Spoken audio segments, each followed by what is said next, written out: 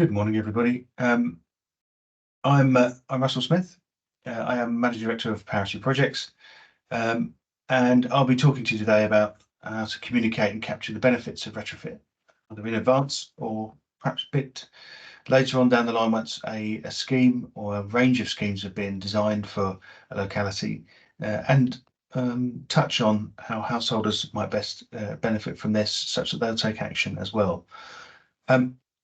Parity Projects have been around for nearly 20 years, and we've got a team that specialises in making sure we've got a thorough understanding of the work available to move the decarbonisation of homes forward.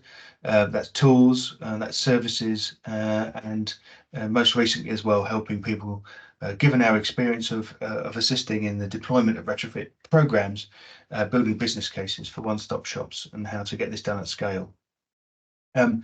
Our experience has not just been about the data and the modelling, but also helping to deliver programmes in the grant side and the willing to pay markets as well.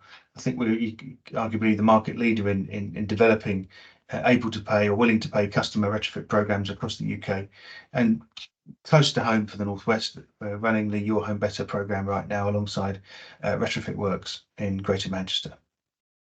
And here are some of the examples of the clients we've worked with on building business cases for one-stop shop deployment for retrofit. Most locally, the work we've done on data and analysis and deploying advice has been across the whole of the Northwest. The Greater Manchester Combined Authority work that we did a couple of years ago also combined modelling of HHSRS risks, such that the local authority services in a range of different areas could start to target householders that were most vulnerable. But also the stock modelling is still in place across the whole of Northwest with our pathway service for nearly every local authority, using that to understand their stock, some of which I'll go over with you today.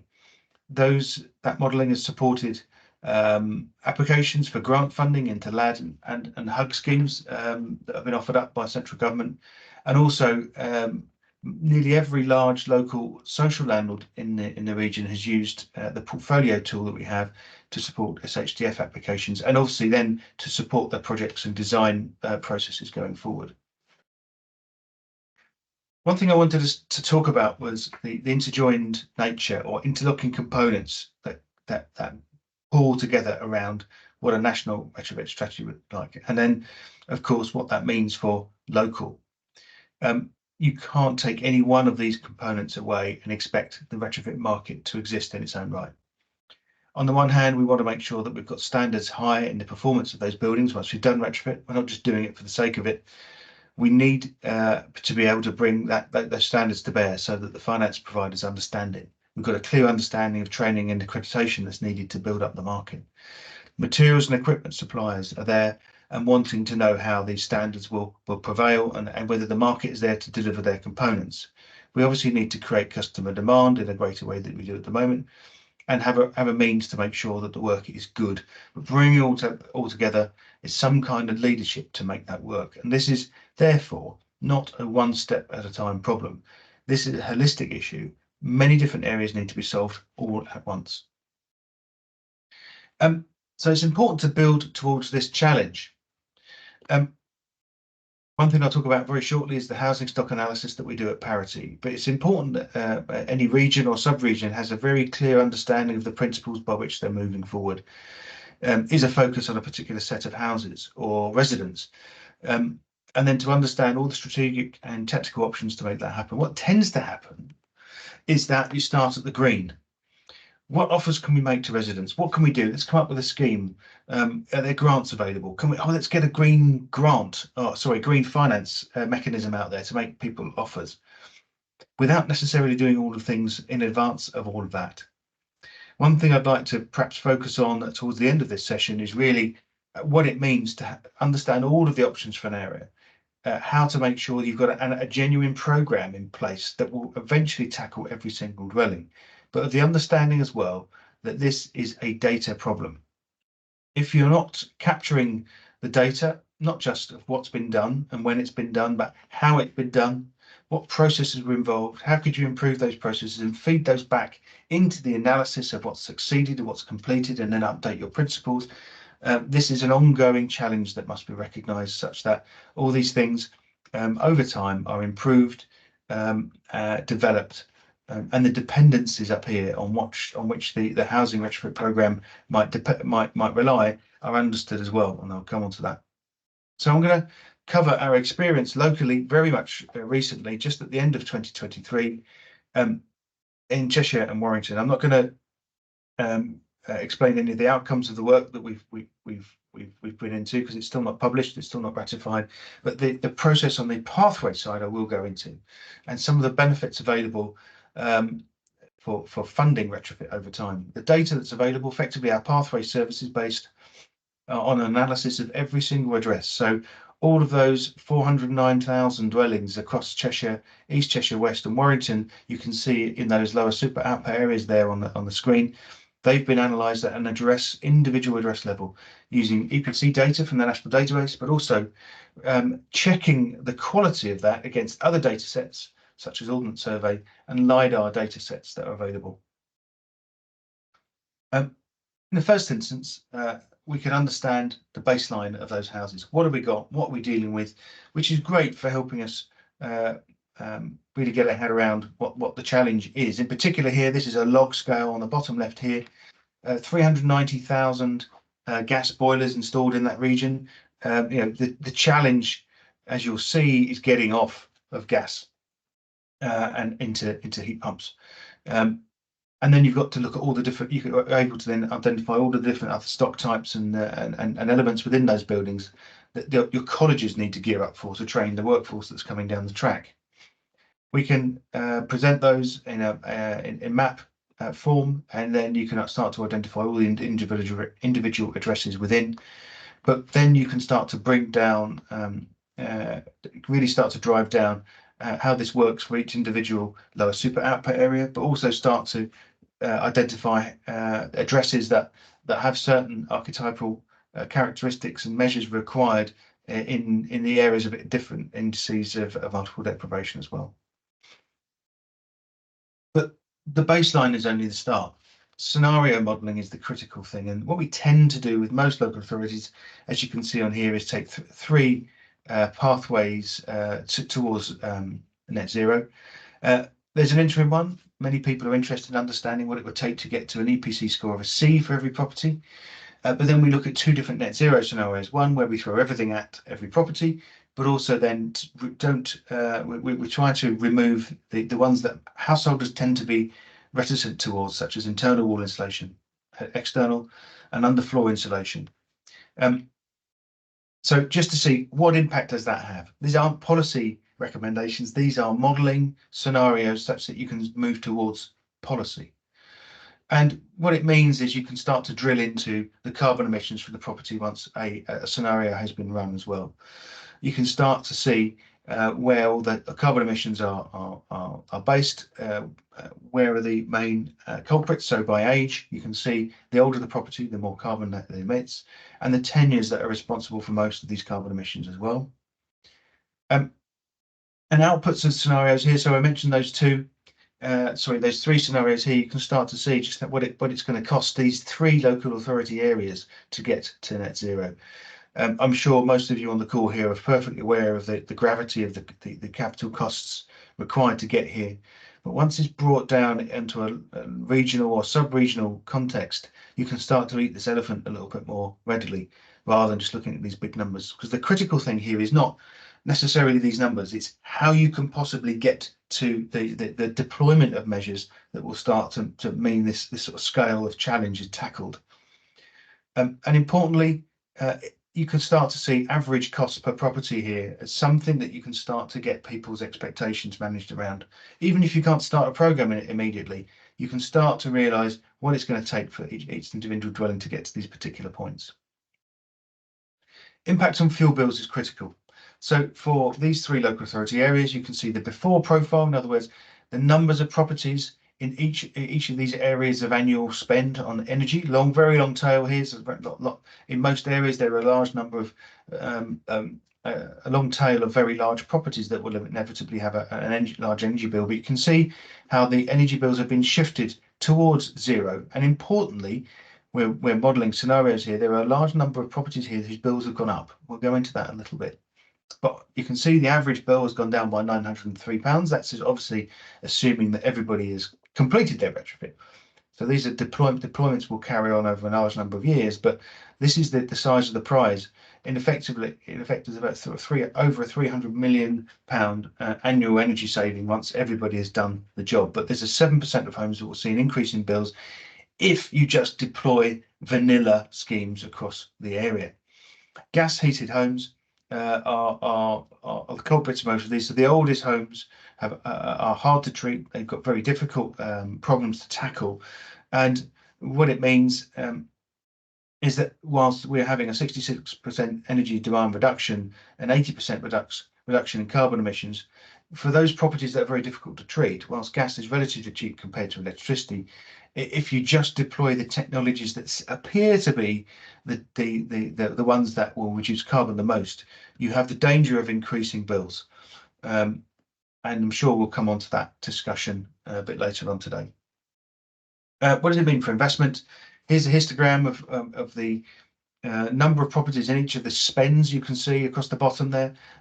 Some very expensive ones, but you predominantly here you're moving into our archetypal analysis here as well, funny enough. So the properties here that will rely mostly on heat pump deployment, they won't need much fabric measures, much in the way of fabric. I'm in this category here, and a whole bunch that starts to need much more in the way of fabric here, towards the £20,000 and £30,000 spend per property. The measures, you can see this is really for this particular area all about heating and hot water measures. PV helps, but there's still an enormous amount of spend. I mean, these look relatively small, don't they? But this is a £338 million deployment on roof insulation, 232 on wall. So, the vast majority of expenditure is decarbonising that heating system. Extensive PV to compensate for the lack of fabric measures, where, again, this is a scenario that's identified not installing the difficult fabric measures. And some houses are inevitably, to get to absolute zero, which the Committee on Climate Change requires for housing, will need those difficult measures installed. What does it mean for deployment of skills or jobs?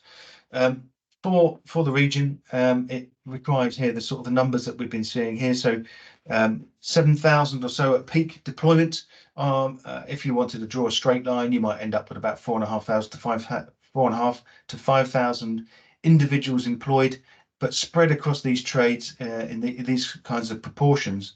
As you might expect, renewable heating specialists are in there as a quite a big proportion of that. The important thing is this isn't a net figure. There are people working in the region already on these things, but the baseline figure for people working in this space is not available really. It's very difficult to reach. But where to go beyond this? It's not just about the retrofit itself. It's about the grid capacity as well. And one piece of work we did for the region was to work with the DNOs to understand their capacity, starting to identify areas where they are already at grid headroom risk. These are areas where the last thing they need is a social landlord to win SHDF money and to deploy large-scale heat pumps. The grid might not be ready. So identifying these pinch points is particularly important. One thing to point out here, we expect the grid reinforcement cost just in these three local authorities alone to be between £1 and £3 billion. That's an expenditure now that's on the taxpayer as of the 1st of April last year. So bringing together the retrofit challenge, the peak heat load challenge when heat pumps have been installed, and the retrofit challenge will bring cost savings to the DNO. So bringing those together means that it's potentially a saving available there to pay for retrofit in the first place. The next thing I want to talk about is optimized delivery. To give you an example of what I mean here, we work with Horton Housing within the Northwest, and our Portfolio Plus service, which is now emerging, which enables us to bring separate streams of work together into one optimized program. In other words, decent homes programs, fire, and the retrofit scenario would have already identified for this particular landlord. By bringing them together, using our algorithms to put those measures into a program, which means they're installed in the least cost order of delivery, not just identifying the measures that are least cost for maximum saving, but put them in the right order of delivery. So in other words, a date for every measure on every home in that particular housing stock.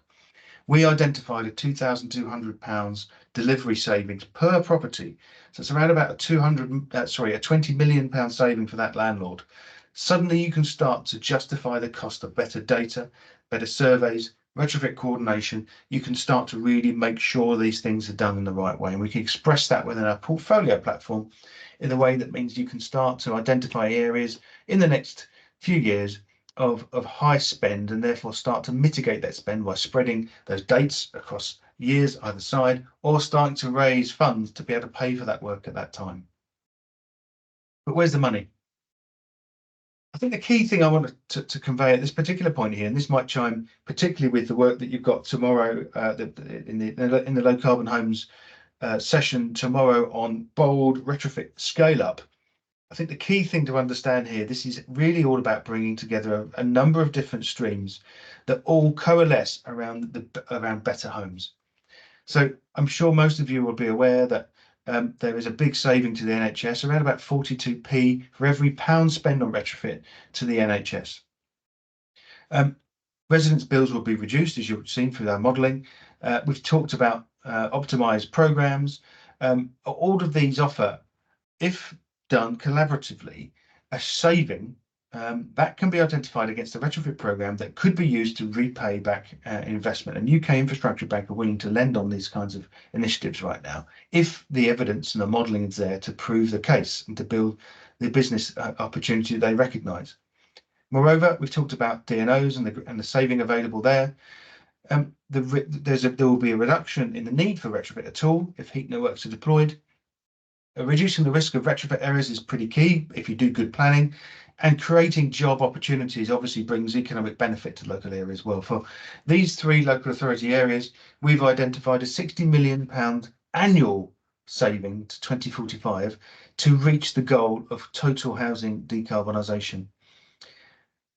That kind of saving can be reached into if there is formal collaboration to be able to make all of these things work. It applies to all tenures. It also applies to other infrastructure elements. Imagine you have some opportunities to work with even the water utilities on how you share saving costs, such that sustainable urban drainage or water efficiency measures can be deployed within homes. These are all there and available if you broaden your thinking on retrofit as a thing in itself. And to come back to this diagram, just to explain how these things might link together as well. I'm sure some of you are thinking about local area energy planning as a tool. If you do think about sub-regional retrofit programs and what that means to put a date against every measure for every home as far as you can into the future, to give householders certainty, give your own budgetary certainty, and to start reaching discussions for investment in creating these sorts of programs. This is a point where you can start to really bring all of these things together, and it doesn't have to be about coming up with standard templates for all of this. It's about doing what's good for your area. And then you can start thinking about one-stop shop type services once you know it's the right thing and you know what things will be able to be deployed in the area in the right way. To finish off, this is all then able to power things like our Plan Builder tool. So this is the EcoFurb branding, but this is a white labelable tool. This is also available for Cosy Homes Lancashire use the tool as well. The idea being that because you have a model for every home, then a householder could log on to this interface and see what's already been modeled for the property. They can change the data if it's not quite right, but they can then select measures for their home. So a free to use service for these householders so that they can start to understand their own challenge and what's available for them and what it might cost. And then they can start engaging with a local service. Then, given that, and this is an example from the Cosy Homes Oxfordshire programme, given that you've already modelled the house, it's very easy for a retrofit coordinator to pick up that house, start offering advice through either printed or PDF reports for householders, so they can start to see what it might mean for them, how they would want to align their retrofit for their own home and how they would want to grow their own property over time. So the key messages for me really are that domestic decarbonisation, it does cut across multiple silos of activity. These multiple benefits are achievable if we mobilise the relationships between all these different silos, and these aggregated savings are absolutely significant if you're willing to go and look for them.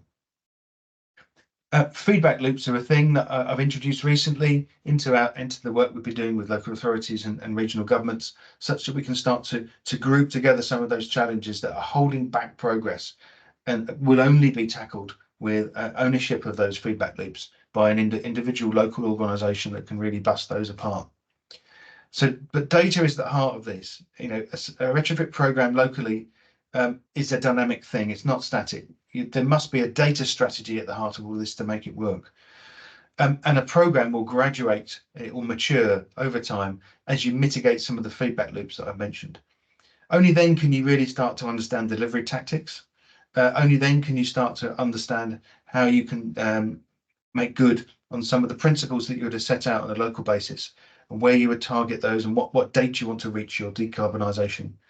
There are millions of pounds of savings available, and only personally, all the work that we've done for various local authorities across the country, that's when you're going to start to see some excitement, and you really reach into the investment required to reach those sums.